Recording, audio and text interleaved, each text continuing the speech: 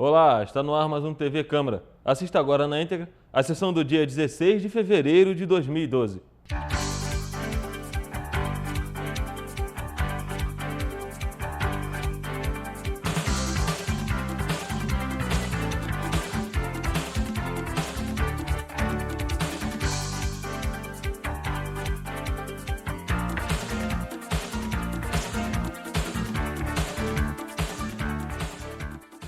Senhoras e senhores, bom dia a todos. Com a proteção de Deus, declaro aberto os trabalhos desta quinta reunião da 7ª sessão ordinária. Senhor presidente, pela ordem. Pois não, vereador. Queria só fazer dois comunicados antes de iniciar a hora livre. Eu falei pelo telefone essa manhã com o nosso prefeito, Sérgio Xavier, e ele pediu para que eu trouxesse uma mensagem do Executivo para o Legislativo, para a população de Nova Friburgo, com relação à cota única do IPTU. Estava com vencimento para o dia 18 próximo, domingo de Carnaval, e isso ocorreu em relação à transição, na mudança do secretariado. Foi feita uma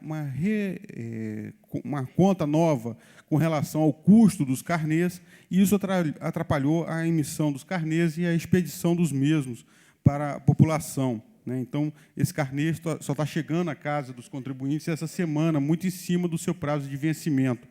O prefeito, então, colocou que está revendo essa questão, vai fazer um decreto prorrogando o prazo da cota única para o dia 9 de março, para que as pessoas possam ter tempo de receber o carnê e fazer o pagamento. Então, esse vencimento, que estava para o dia 18 de fevereiro, vai ficar para o dia 9 de março. Essa comunicação que ele quer fazer aos senhores vereadores, e esclarecer que o atraso se deu em razão de uma negociação com a licitação, e para a impressão dos carnês, que gerou uma economia nessa negociação de R$100 mil só com a troca, com a gramatura do papel. Isso é forma de fazer economia, e ele, buscando essa economia, ele atrasou o processo de impressão dos carnês, e isso, então, que dificultou. Ele também nos colocou que já está possível, no site da Secretaria Municipal de Fazenda, os contribuintes retirarem, via acesso à internet, os carnês de IPTU e de ISS. Então, está à disposição da população também, senhor presidente, retirar o carnê através do site da Prefeitura, na Secretaria de Fazenda. Só para destacar, a cota única que foi prorrogada para o dia 9 de março, não é isso? Justo, senhor presidente. Somente a cota única, que tem um desconto para os contribuintes. Essa cota única... Muitas pessoas estão reclamando. Ontem, inclusive, estive presente no Baile da Felicidade, no Clube de Xadrez, e muitos idosos reclamaram que não tinham recebido, pelo menos até a tarde de ontem, o carnê.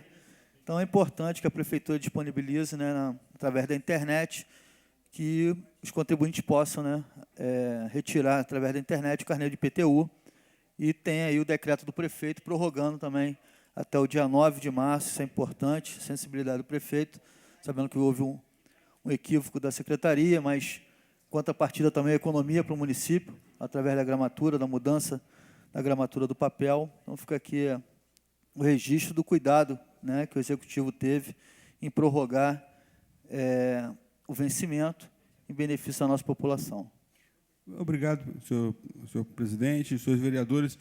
Qualquer outra informação, nós poderemos repassar através da Secretaria de Fazenda alguma informação adicional. Mas toda essa questão vai estar sendo publicada no site da Prefeitura, e também um decreto do senhor prefeito veiculado no jornal A Voz da Serra, que publica os atos oficiais, esclarecendo essa matéria.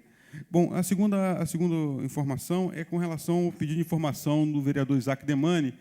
Senhor presidente, eu queria só informar que deixei ontem no gabinete do vereador o e-mail que recebi da Secretaria de Educação com as informações relativas ao pedido de informação que ele nos apresentou. E com relação ao pedido de informação que o vereador Marcelo Verli nos apresentou com relação ao orçamento, o gasto com o pessoal, a Secretaria de Fazenda, então, vai estar disponibilizando na terça-feira seguinte ao Carnaval. Tá certo, vereador? Então, a gente já vai estar com ela pronta para lhe repassar. Agradeço, vereador, por vossa informação e a gente fica aqui no aguardo. Obrigado. Iniciaremos nossa hora livre. Convidar o vereador Marcelo Verli, que dispõe de até 6 minutos.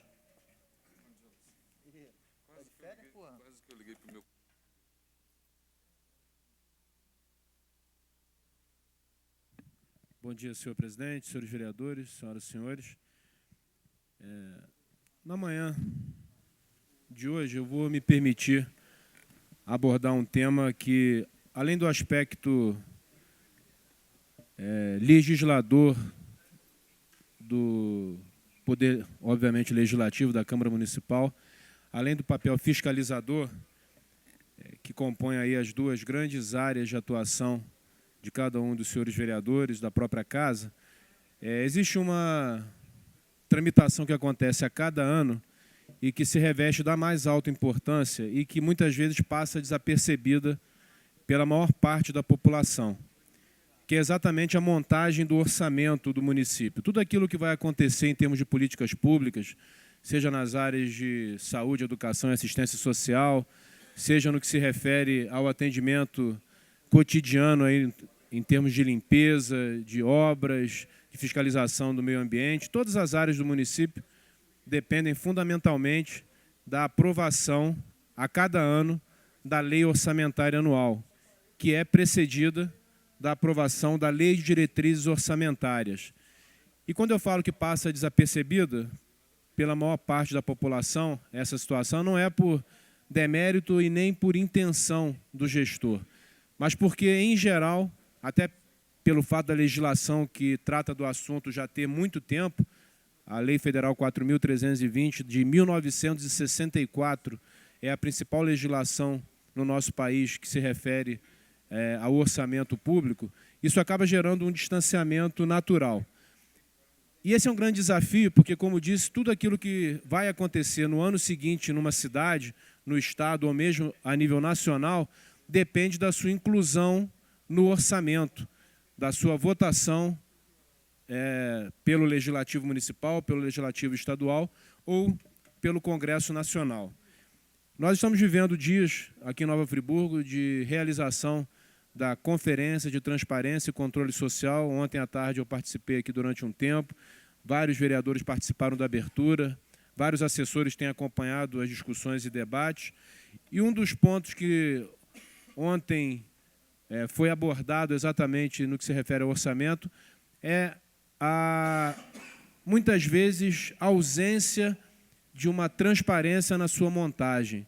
É óbvio que é fundamental, é essencial que haja controle e transparência na execução orçamentária, mas se também não houver o envolvimento, a participação da população na própria montagem desse orçamento, apontando quais são as reais necessidades, quais são as áreas em que você precisa ter do poder público uma ingerência maior, um direcionamento maior, no momento em que for ser realizada a fiscalização, muitas vezes você vai estar trabalhando em cima de um orçamento que foi montado com base, por exemplo, na execução do orçamento de 2 anos antes.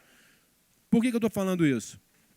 Em geral, a burocracia, os técnicos, quando eles não têm um direcionamento e um envolvimento mais ativo por parte da liderança do Poder Executivo, no caso da Prefeitura, acabam apenas repetindo o que foi executado, possivelmente no ano anterior ao ano em que vai ser apresentada a proposta de orçamento, e torna absolutamente distante da realidade, principalmente da necessidade de um município.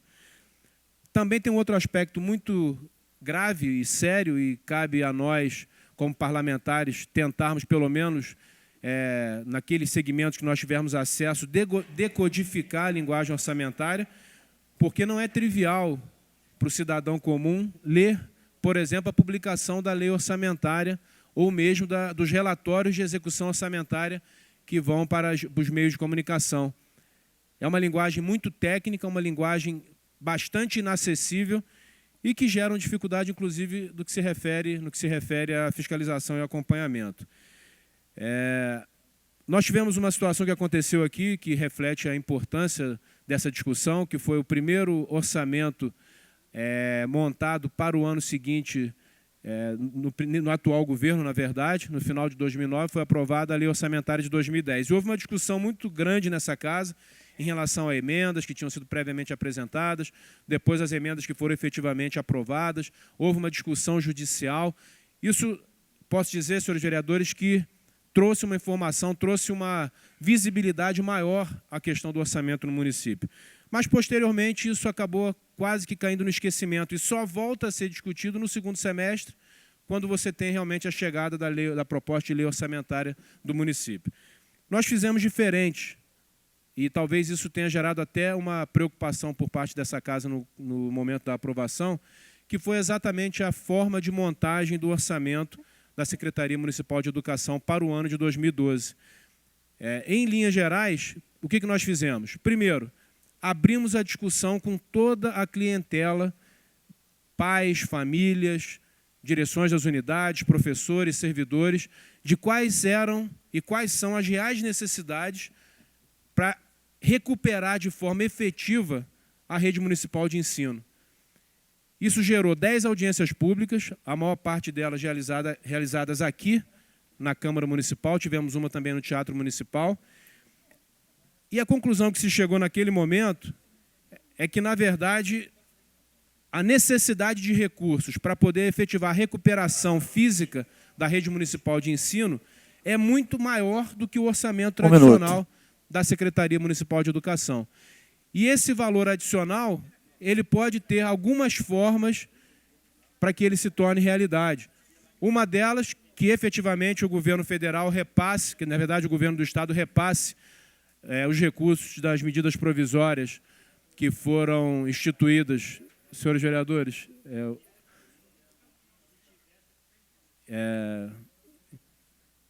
na verdade, as medidas provisórias 530 e 531, elas repassaram recursos do governo federal ao governo do estado no dia 11 de maio, recursos esses que até hoje não chegaram ao município. Essa é uma possível fonte de recursos.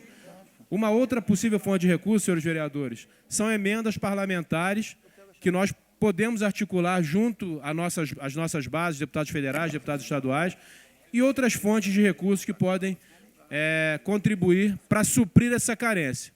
Porque para poder realmente soerguer a rede municipal de ensino, senhor presidente, já concluindo, há necessidade de recursos novos, além daqueles recursos tradicionais que já constam do orçamento. Numa ocasião oportuna, eu retornarei a esse assunto. Entendo que essa casa tem uma responsabilidade fundamental, que é na análise e aprovação das leis orçamentárias e, com certeza, a aproximação dessas propostas à realidade, ao cotidiano da nossa população, pode ser um ganho muito interessante, inclusive do ponto de vista da aproximação do Legislativo com a sociedade friburguense. Muito obrigado, senhor presidente. Pois não. Próximo vereador, vereador professor Pierre, também dispõe de até 6 minutos.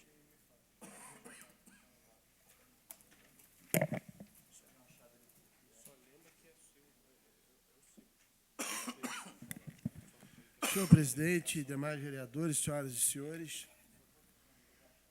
é indubitável a afirmação do senador Cristóvão Buarque sobre a questão da desigualdade no Brasil. Não há sombra de dúvida que o berço da desigualdade é a escola desigual. E vários elementos perpassam pela questão da gestão educacional, seja no âmbito federal, no âmbito estadual e no âmbito municipal. O que temos visto na educação brasileira é uma falta de organicidade imensa e de descaso imenso com relação à gestão pública, inclusive nos recursos.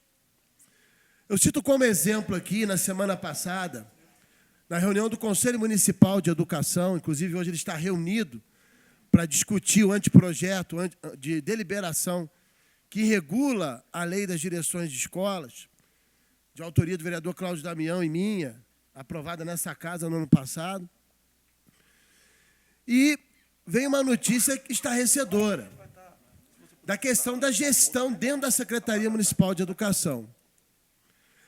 Foi identificado que somente no núcleo central da Secretaria havia um gasto excessivo de R$51 mil ano em situações como, cito, havia profissionais dentro da Secretaria Municipal de Educação que recebiam mais de hora extra do que de hora trabalhada efetivamente. Outro fator, profissionais dentro da Secretaria Municipal de Educação recebendo regência de turma. Ora, como é que eu estou no setor administrativo recebendo regência de turma a título de gratificação? Isso custou aos cofres no ano passado, e teria até custado, viria a custar nesse ano, se não fosse feito esse trabalho da Secretaria Municipal de Educação, em torno de R$600 mil ano. Esse dinheiro deveria estar indo para os professores, para os profissionais de educação dentro da escola. São 600 mil lançados indevidamente para pagar dentro da Secretaria Municipal de Educação. Isso foi colocado na reunião do Conselho Municipal de Educação na semana passada. É uma situação complicada no que diz respeito à gestão e à utilização do dinheiro com o orçamento. Desde 2010, quando presidi a Comissão de Finanças e Orçamento, eu estou batendo na necessidade de ter um orçamento participativo maior e de uma transparência maior e participação das secretarias no processo. E da sociedade, principalmente. Isso foi colocado e vimos o problema da cidade quanto a isso.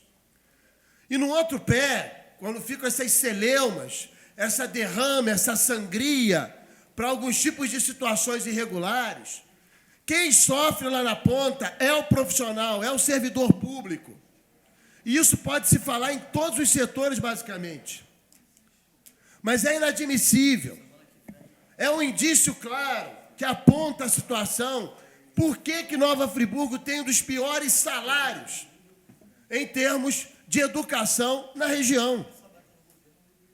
Enquanto não se valorizar o professor, enquanto não se valorizar a base dos profissionais de educação, não vai para frente, a cidade não vai se reconstruir.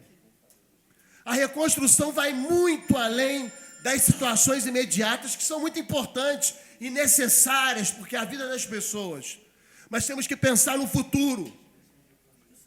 O senador Cristóvão bate seriamente isso no Senado Federal e com muita razão.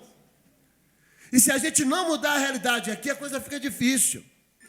Há anos, a situação do servidor de Nova Friburgo vem alimentando desvios de função e mascara a realidade de demanda no servidor, da parte de servidores públicos, especialmente na educação. A secretaria agora está quebrando essa questão de desvio, porque há uma carência enorme de profissionais na rede. E aí não se sabe o que tem que chamar. E 2007 fica penando. Tem que chamar 2007. Há uma carência enorme de inspetores, de professores, de auxiliares de creche. A demanda na área de educação infantil é enorme. Enorme. Há que se ter avanço pedagógico na educação. Educação tem o prédio que é importante, sim. Mas e os avanços pedagógicos em sala de aula? A valorização do professor no salário e na sua formação? O município está há anos descumprindo a lei que regula a questão do ensino da cultura africana nas escolas. E com dinheiro para capacitar. Existe a lei de história regional, que não está sendo devidamente aplicada. É muito sério o caso. Meu nobre vereador, já o seu tempo é curto, mas eu precisava de uma pequena parte. Tudo bem, pode falar. É só para justificar, nobre vereador, o seu discurso, parabenizar e dizer que falta aproximadamente na rede municipal de ensino, aproximadamente 700 funcionários para compor o pessoal que está faltando na rede. Parabéns pelo seu esclarecimento. Obrigado, vereador. O município até agora, a administração é recente. Eles tomaram pé dessa situação agora. E haja esforço hercúleo para poder tentar começar a corrigir isso. Isso é um ponto que deveria ter sido observado já há algum tempo e não é. Por quê? Por quê? Então, nós precisamos avançar no desenvolvimento de uma educação infantil com qualidade, com alfabetizadores. Eu já estou vendo esse apontamento pedagógico dentro do que o secretário Ricardo Lengruber tem apontado, com essa preocupação, e isso é justo, é importante. A democratização na rede escolar, e aí é um mérito aqui importantíssimo que a gente tem que destacar, de um esforço conjunto com o vereador Cláudio Damião, importantíssimo, na Conferência Nacional de Educação, se primou pela democratização, que significa o quê? Diretores escolhidos pela comunidade escolar, e não por indicações políticas, muitas vezes sem qualquer interesse da política de educação, mas com total interesse da política na educação, como aqui já colocamos e denunciamos. 1 minuto. Então não se pode reconstruir Nova Friburgo sem a tese da educação como principal baluarte do seu desenvolvimento para o futuro e para que Nova Friburgo recupere a sua posição de polo. Não adianta mais falar que a cidade tem face turística, tem face cultural, tem uma rede educacional forte. Como? Se não valoriza as suas estruturas e potencialidades. Qual é o rosto de Nova Friburgo após a tragédia? Nós temos sim que apoiar as instituições superiores na formação de professores. O fechamento da Santa Doroteia é uma tragédia para o hoje, para o amanhã e para o depois. Tem que se apoiar a medida do Cefet, sim. Tem que se fazer todo o esforço pela federalização. Nova Friburgo renascerá dos pilares educacionais e dará uma resposta à onda de corrupção que a CPI investigou e acusou aqui. E o Ministério Público, com toda eficiência, tem apontado. Chega de corrupção. E a corrupção é combatida com educação na escola, e nas famílias e da sociedade. Cidadania nasce da escola. E precisamos disso. A despeito de tudo que se carrega de cruz, quando se luta pela justiça. E vamos pela justiça do início ao fim. Viva a educação. Conclua. E é por ela que vamos, de fato, transformar a nossa realidade. Obrigado, presidente. Próximo vereador, vereador Manuel do Pote, também dispõe de até 6 minutos.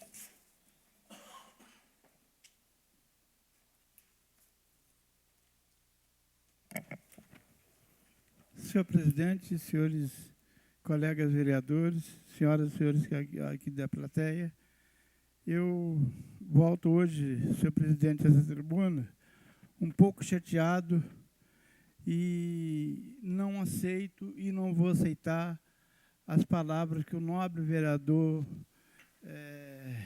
advogado Isaac Demânio falou sobre a minha pessoa. Eu fiquei bastante triste.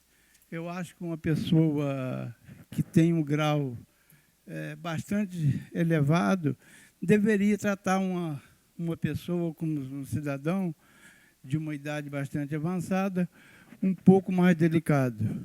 Então, eu fiquei triste com isso, estou fazendo meu desabafo e estou, senhor presidente, também protocolando aqui, pedindo a Vossa Excelência a compaciência dos nobres vereadores, que seja cedido no dia 1º de 3 de 2012, uma hora de duração para o senhor Heraldo Pereira Câmara vir aqui esclarecer a invasão que fizeram no terreno dele lá no São Jorge. A gente não é contra construção de quadra, de poliesportiva, de colégio, mas tem que ser feito dentro da legalidade, tem que ser feito dentro de uma...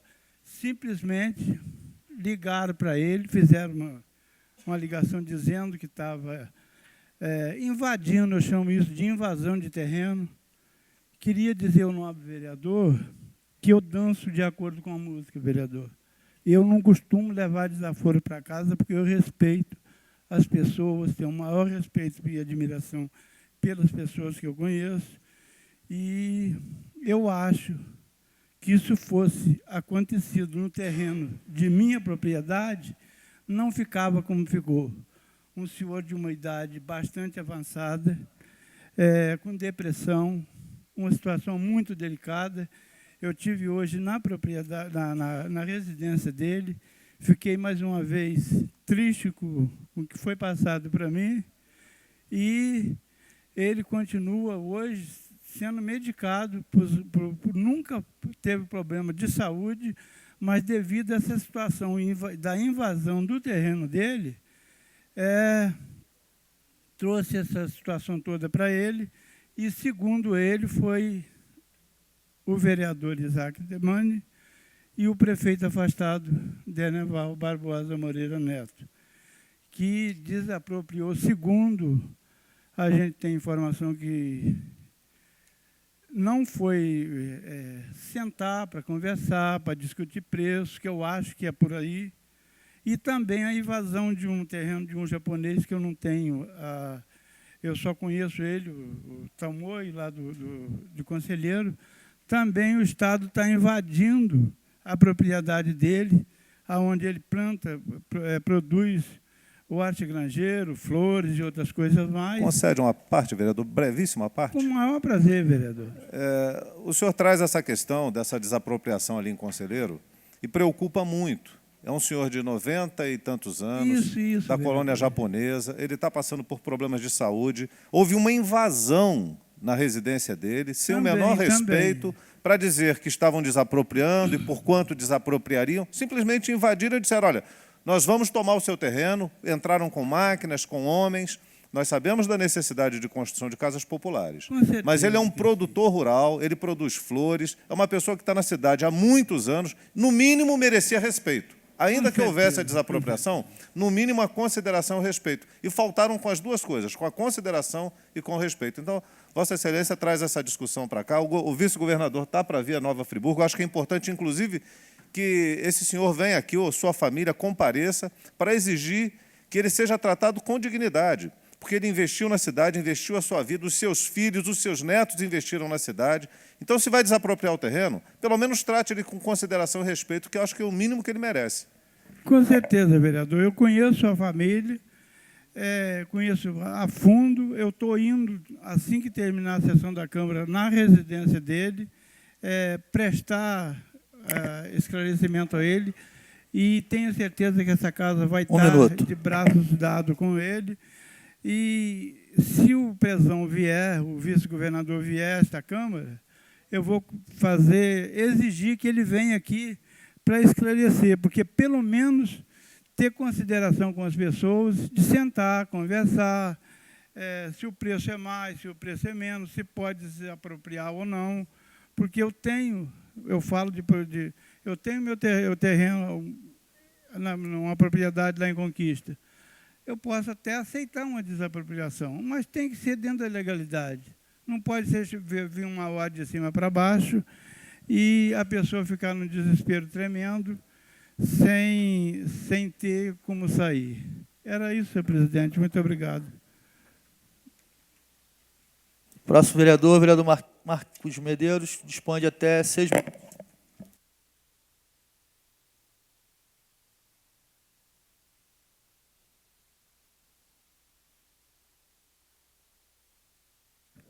Senhor presidente, senhores vereadores, senhoras e senhores, Friburgo precisa de homens públicos que trabalhem todos os dias, o tempo todo. Todos nós sabemos o quanto